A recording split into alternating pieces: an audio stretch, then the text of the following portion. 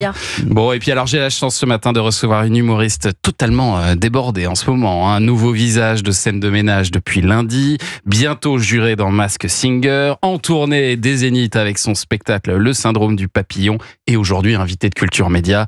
Quel parcours. Bonjour Élodie Pou.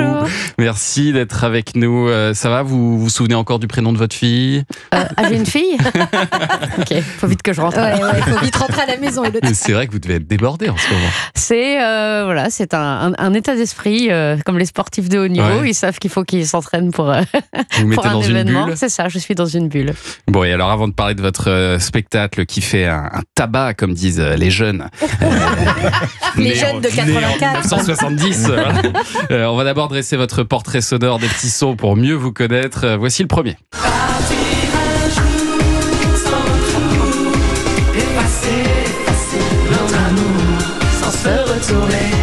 Ne pas regretter. Est-ce qu'on aime ça? Et alors vous avez un point commun avec les To Be Free. Oui, d'être né à Longjumeau. D'être né à Longjumeau, oui. Absolument, dans l'Essonne.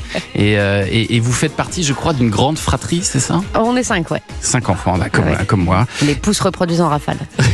et alors, avec vos frères et sœurs, dans la voiture, eh bien, vous écoutiez ça. Morales, disparu au champ d'honneur pour sauver les trois couleurs. Morales de Didier Bénureau. Ça a créé une petite étincelle en vous quand vous étiez petite, Élodie Pou? Rire et chanson était tout le temps allumé à la maison. Ouais. En plus d'Europe 1, bien sûr. Bien évidemment. Bien sûr. Évidemment. Donc ouais, on écoutait vachement de sketchs, on les rejouait. Ouais. On faisait nos petits spectacles. Là, on se filmait avec la caméra familiale. Et on séquestrait nos parents pour qu'ils regardent le film ensuite. Et puis ensuite, il y a eu ça. À la récré, à quoi pourrait-on jouer? Ça fait longtemps que c'est pas passé sur Europe 1, ça, à la récré de Anne Sylvestre. On va se le remettre parce que ça nous ambiance bien le matin. Élodie Pou, la récré, ça a été votre premier terrain de jeu avant même la scène. Vous avez été animatrice périscolaire, c'est ça, pendant 12 ans. Vous avez aimé ce métier? Oui, beaucoup. Ouais. Si j'avais pas rencontré le théâtre, j'y serais encore. Vous seriez encore là-bas? Ouais, c'est mon premier public. Les enfants, ça a été votre premier public. Ouais, c'est hyper facile comme public en plus. On dit caca et on a une standing ovation. Donc c'est facile. Vraiment, vous vous entraîniez sur eux? C'est pas que je me suis entraînée sur eux, c'est que je racontais beaucoup d'histoires, j'inventais beaucoup d'histoires. Tout simplement parce que quand on se retrouve avec un groupe de 40 gamins, qu'on est tout seul et qu'il faut les tenir pendant une demi-heure, il faut trouver des solutions. Donc moi, j'inventais des histoires. Et vous les faisiez rire déjà? Ouais, ça les faisait marrer, ouais. Mais le problème, c'est qu'ils voulaient pas partir ensuite quand les parents ils arrivaient parce que l'histoire n'était pas finie. Donc je me retrouvais après avec des parents assis sur les petites chaises derrière et qui attendaient la fin de l'histoire. Donc voilà, vraiment premier public. Et puis un jour... Rester debout, mais à quel prix? Sacrifier son instinct et ses envies. Est-ce qu'on peut dire que le jour où vous tombez sur une petite annonce dans Ouest France pour un atelier intitulé Art du Conte, il est renseigné. Ça a été le premier jour du reste de votre vie, Élodie Pou? Carrément.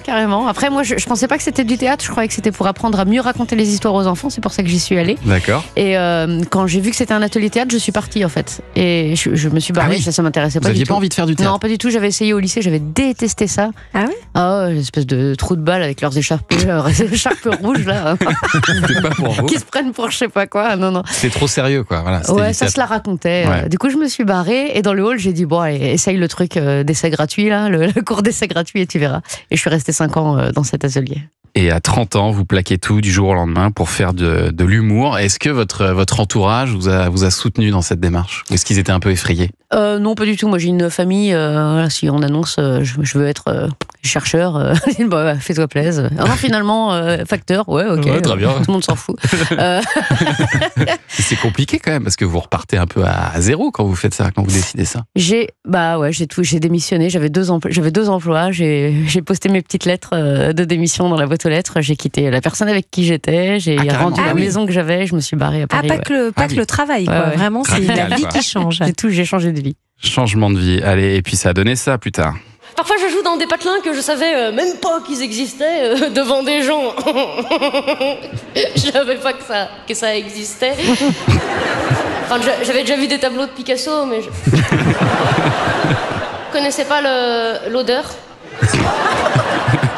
Ça, c'était à Montreux. Quand vous faites vos premières scènes, là, comme ça, est-ce que vous imaginiez qu'un jour, vous alliez remplir des zéniths comme aujourd'hui, Élodie Pou ? Je crois que la force que j'ai eue dès le début, c'est que j'ai jamais rien imaginé. Moi, j'ai fait ça, j'ai fait ça, mais vraiment pour m'amuser. Je pensais. Il n'y avait pas de plan de carrière. Non, je savais même pas que c'était un métier. En fait, je savais pas qu'on pouvait faire ce métier-là sans être connu. Pour moi, il y avait Gad Elmaleh, Florence Foresti et Jamel Debbouze, et rien en fait. Je savais même pas qu'on pouvait vivre bien de ce métier sans être dans les 5 qui sont au-dessus. J'ai jamais rien espéré, moi j'ai jamais rien voulu. Je me suis contentée de jouer parce que j'aimais ça. J'ai fait les tremplins, les concours, les machins, les mains dans les poches en me disant bah ouais c'est marrant, on est accueillis, on va à l'hôtel, on mange au resto, on joue, et voilà. Et du coup le fait de prendre le truc comme ça, je crois que ça m'aidait aussi à repartir avec le prix à la fin. C'est ça, être libre sur scène. Non, aujourd'hui, c'est vrai ça s'est fait comme ça, vraiment. Et aujourd'hui, vous faites partie des humoristes préférés des Français dans tous les classements. Et vous faites effectivement cette tournée des Zéniths avec le syndrome du papillon que vous jouez partout en France jusqu'en mars 2026. Vous avez un programme chargé, Élodie Pou. On va en parler dans un instant sur Europe 1. À tout de suite.